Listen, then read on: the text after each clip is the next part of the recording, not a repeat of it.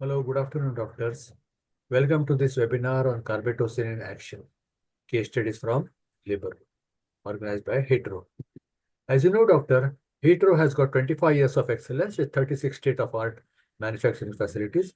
We have 300 plus products in our portfolio and presence in 126 plus countries. Hetero has around 21,000 employees globally and amongst the largest manufacturers of ARV, APIs, and FDFs in the world. Hetero has Asia's largest API manufacturing facility at Visakhapatnam, Andhra Pradesh. Hetero Healthcare provides 360-degree solution, striving to fulfill unmet healthcare needs, reaching to customers across India with wide range of products encompassing multiple specialties, pioneering in quality and innovation, and Hetero has the distinction of bringing 4 biosimilar products to market within 5 years of initiation. Today's webinar is on Carbetocin in action. Carbetocin, as you all know, is used in prophylactic management of PPH. PPH, we all know, is a condition which is best read in the books. Next best is to be discussed, but worst is seen in the practice because PPH can be potentially disastrous. Although there are many papers and guidelines on use of Carbetocin in PPH, we always like to have our own doctors sharing their experience of use of Carbetocin in PPH, for which today we have got Dr. B.S.Kalyani, madam, to share her experience on use of Carbetocin in PPH. Welcome, madam. Dr. Kalyani is MBBS DGO DNB, obstetrician, gynecologist, and laparoscopic surgeon. Madam is consultant obstetrician and gynecology specialist at Bharati Hospital, Visakhapatnam. Senior specialist in critical obstetrics, cancers in women. Highly skilled laparoscopic surgeon, infertility specialist, reputed counselor for women in menopausal transition, a motivator for adolescent girls going through transitional health issue, and madam has been champion for encouraging normal childbirth senior specialist. Welcome, madam, once again, and welcome to this webinar on PPH. Good afternoon, Dr. Prashant. Over I to you. really enjoy being on this forum and talking about Carbetocin. So today, I think first we'll have a small talk about postpartum hemorrhage. Postpartum hemorrhage is, I think, one of the scariest and daunting event which every obstetrician faces. I think it is second only to amniotic fluid embolism.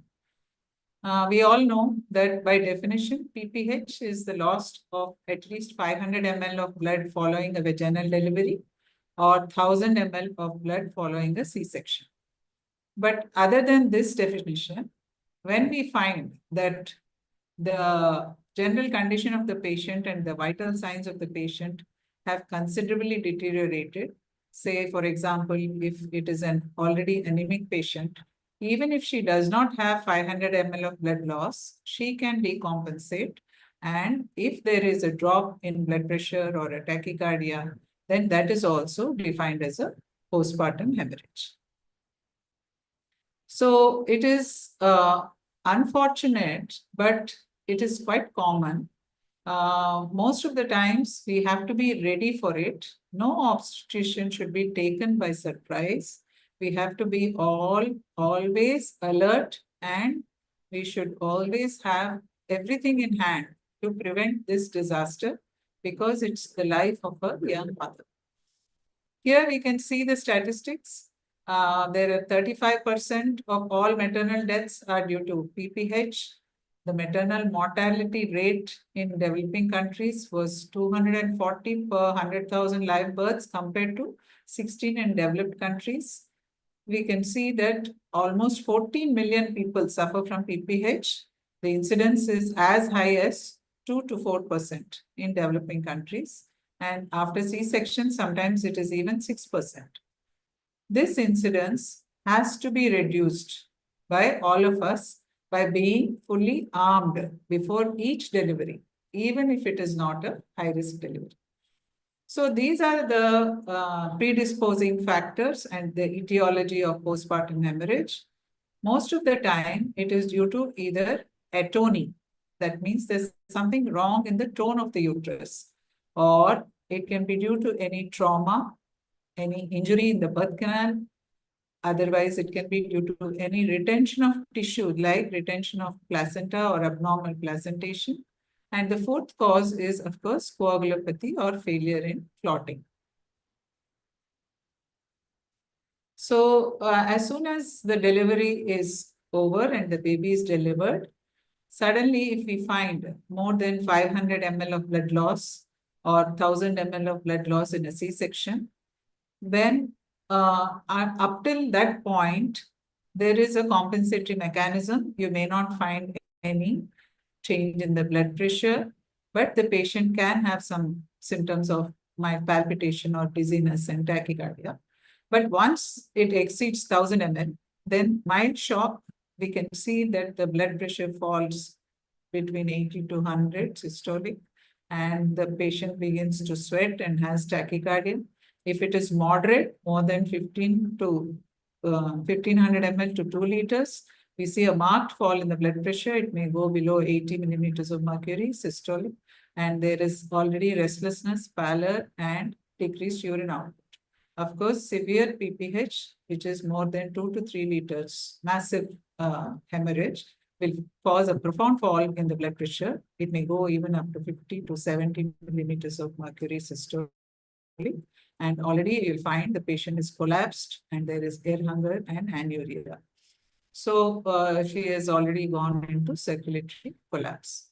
So initial assessment of PPH, we have to, or the whole team has to get activated. We should rapidly assess the patient's status and see what is her vital signs, what is her blood pressure and pulse rate. And after the assessment is done, we have to put in 1 or 2 IV lines and immediately try to, bring her back to normal blood pressure by giving IV fluids and, all these medicines to stop the bleeding. Now, at the same time, we have to look for any trauma, look for any lacerations in the genital tract, whether there is any bleeding at the episiotomy site or there is a cervical tear or a vaginal trauma. Sometimes even post cesarean, if we have tried for a vaginal delivery after cesarean birth, we have to explore and see if there is a rupture of the uterus.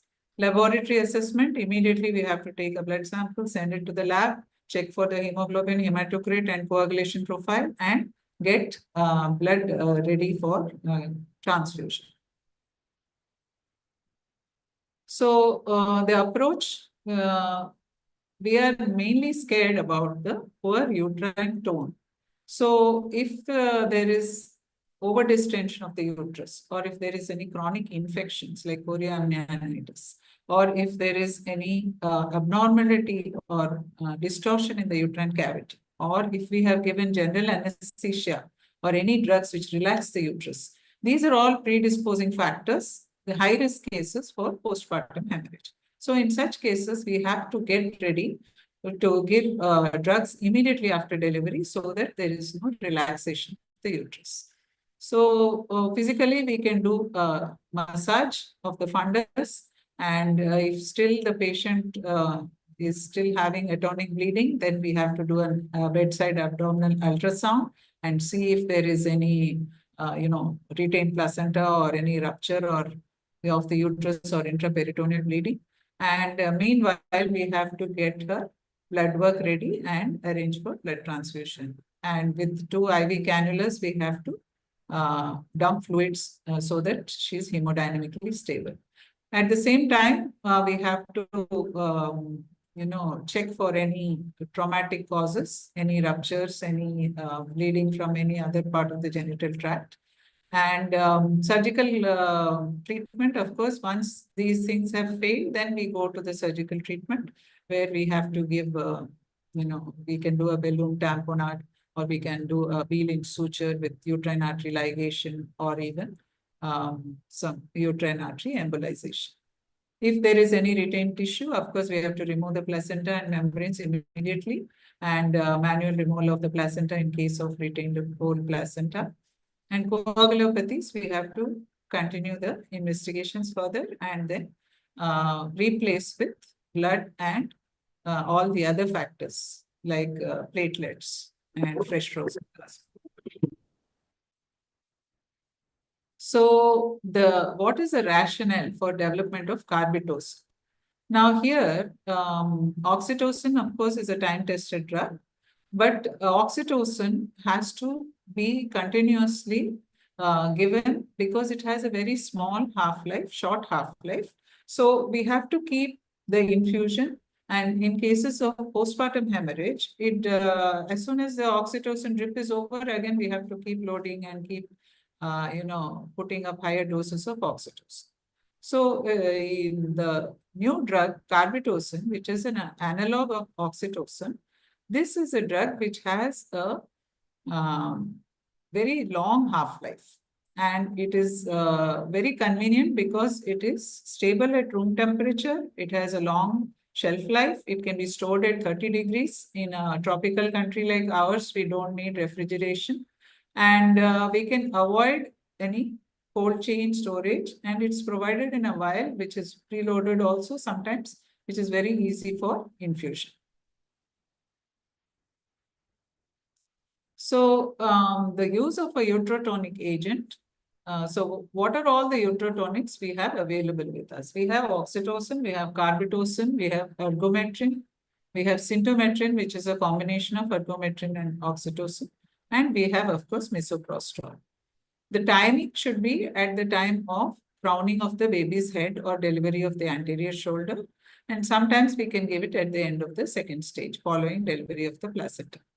But prophylactic use is good at the time of delivery of anterior shoulder, especially in high-risk cases. This is called active management of the third stage of labor. We have to do this to prevent PPH. So here you can see carbetocin is nothing but a synthetic long-acting analog of oxytocin. And it is mainly being derived from oxytocin. And the therapeutic indication here is to prevent postpartum hemorrhage due to uterine atony. One vial contains 100 micrograms of carbetocin in a 1 ml solution for injection. The main difference here is prolonged half-life, and it was made with several modifications to this oxytocin structure. So there is a reduced enzymatic degradation which prolongs the action of this drug.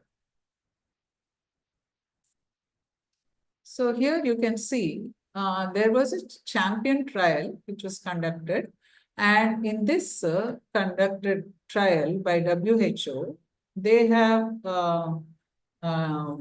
studied and come to a conclusion that out of all the patients who have enrolled in this trial, most of the people had similar outcomes with oxytocin and carbetocin. So there was a conclusion drawn from this trial that carbetocin is not inferior to oxytocin. So it is as good as oxytocin.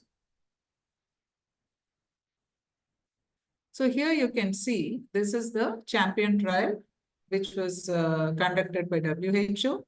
And the efficacy of carbetocin is 14.5%, whereas in oxytocin is 14.4%. And here again, blood loss of more than 1000 ml, it is 1.51%, whereas oxytocin is 1.45%. So it is slightly more efficacious or equal to oxytocin, but in no way it is inferior to oxytocin. So in the frequency of blood loss and in the use of additional uterotonic agents or adverse effects, there is no significant difference between these two groups. Carbetocin is non-inferior to oxytocin for prevention of blood loss of at least 500 ml or use of additional uterotonic agents. That was the conclusion of this trial. This is a Cochrane review from 11 studies involving 2,635 women. Here also, for women who undergo C-section, carbetocin resulted in a significant reduction in the need for additional uterotonics compared to oxytocin. So here are a few guidelines and recommendations. These are the recommending bodies: WHO, SOGC Canada, New Zealand, FIGO, Germany, Austria body, and FCOG of France. All of them have recommended carbetocin. Now let us see why. So here I'd like to share my experience with carbetocin. Here, of course, we'll talk about 3 cases. but I have used them in a reasonable number of cases and I'm quite happy with Carbetocin. So this is a normal delivery. She was a second gravida. First was a normal delivery, but this time in her second pregnancy, she presented with hydramnios. And though her TIFA scan and all the subsequent scans were normal, she had a AFI of 28. So we were wondering, we thought it was a gestational diabetic patient, but nowhere her sugar levels showed any abnormality, even in the oral glucose tolerance test. Then later on, after delivery, we discovered that the baby was having esophageal atresia, which was missed in the scans. In 3 scans, they have missed esophageal atresia. So because of this overdistended uterus, she was a high-risk case for postpartum hemorrhage. So Carbetocin was given immediately after delivery of the baby, and the uterus retracted very well. At least from the mother's side, we did not have any BPH or any problem for the mother, though the baby had to be admitted in an ICU and underwent surgeries for esophageal atresia. So this is a second case.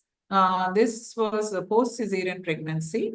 Here I have given Carbetocin immediately after delivery of the baby. Here, this is not mentioned here, but this patient had a previous history of postpartum hemorrhage. So this also is a predisposing factor for PPH, and Carbetocin was given immediately after delivery and it helped to retract the uterus very well. This is the third case. This is a 40-year-old lady, elderly lady. She had a second child after a long gap. First child was about 10 years old, and she was a gestational diabetic with a abortion, history of abortion. So here also, Carbetocin was given in view of mild atony of the uterus, but she responded very well and the uterus retracted well. There was no active bleeding.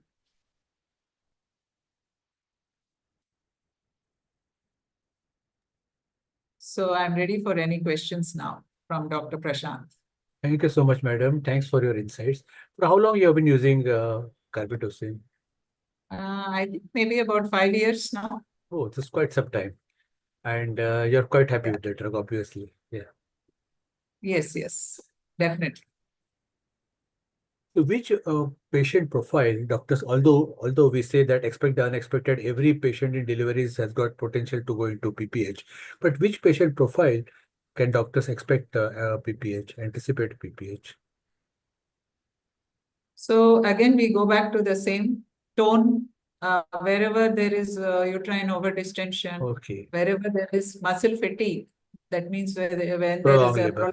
induced labor, where there has been any chorioamnionitis or infection of the uterus, where there is any abnormality in the uterus, or where there are Fibroids. any drugs like general anesthesia, or suppose we have treated her for preterm labor and she is in with tocilite. Yes. In such cases, there will definitely be, we can expect some atony in the uterus. So these are definitely high risk. Then if there is any placental abnormality like placenta accreta or procreta, or if you have a history of previous retained placenta, such cases definitely are high risk. Yes. Then if there is any trauma to the vaginal tract, like, any cervical tear or anything like that. In addition to this, we want to prevent atony. So definitely in such cases, it will be helpful to use Carbetocin. And then of course, coagulopathies, where along with the correction of coagulopathy, we want to keep the uterus retracted. So here also, I think these are the patients where I'd like to keep it ready and at hand and use it. Patients with diabetes, are they prone for PPH? What is it? Patients with diabetes, are they more prone for PPH? Usually, generally, gestational diabetic patients also have associated mild pregnancy-induced hypertension. Okay. So such people, definitely they are prone to postpartum hemorrhage. PPH. Yeah.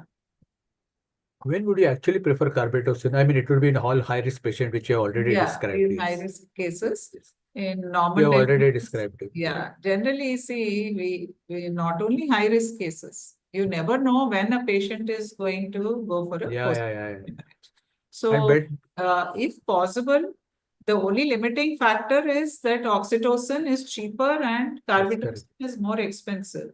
That's So correct. if we don't feel that that is a limiting factor, then we don't mind using it for each and every delivery in anticipation of Okay. people. We never know when there's going to be a Yeah, yeah, yeah. Use the best if you have to. yeah. Yeah. Can we use carbetocin in case of retained placenta?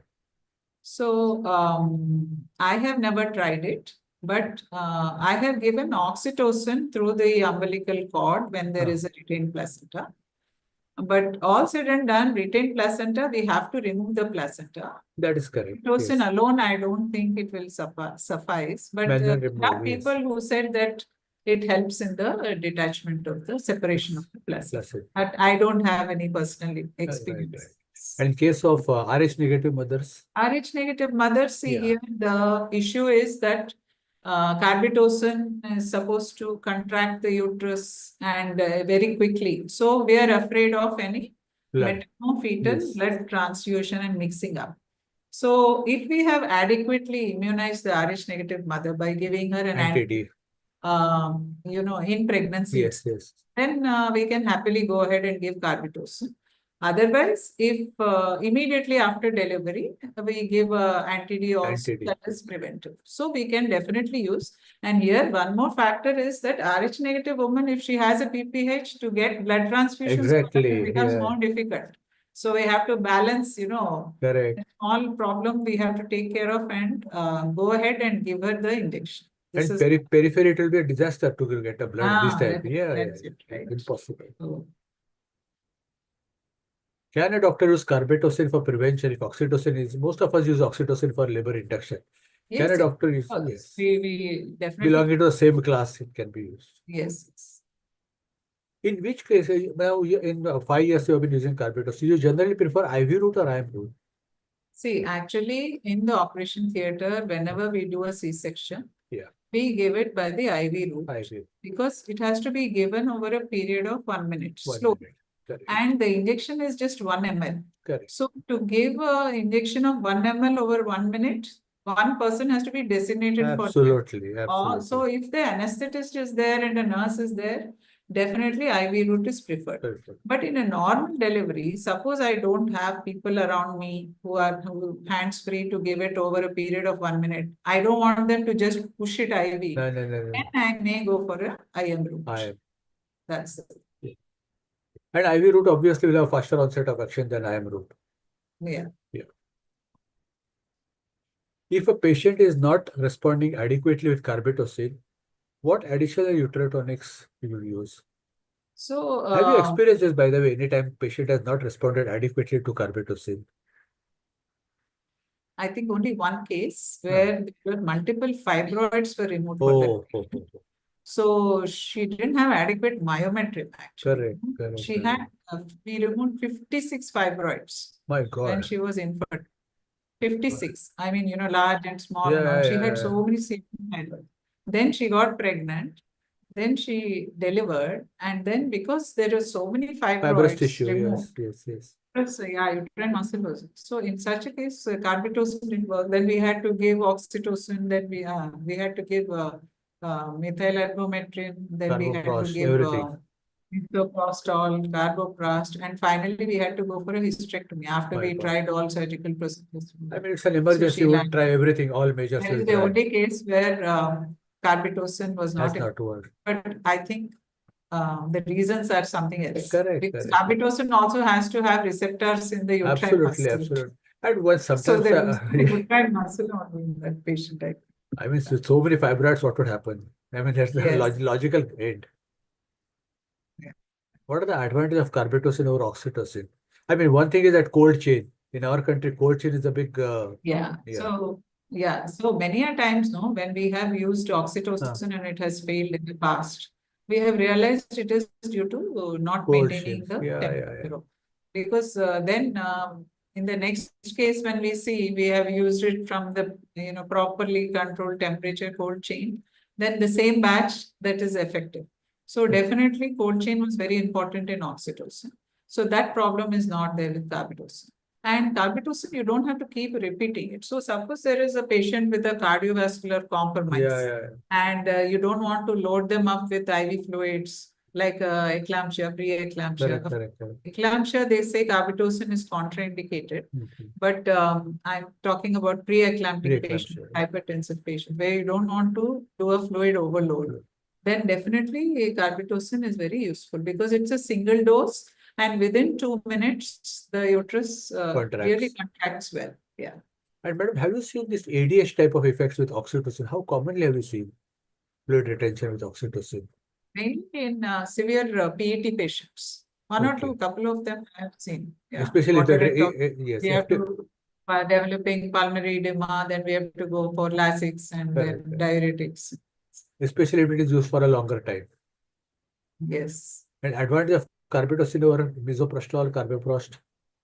Misoprostol, of course, it's very good in uterine retraction, but it has a lot of side effects. Asthmatics, we can't use. Anybody who's hypersensitive, we can't use. And then there is diarrhea, vomitings, and then they get this real chills and fever, high temperature immediately after surgery, which is very disconcerting both for the patient, and the attenders also will be, really getting restless, thinking that something is going wrong.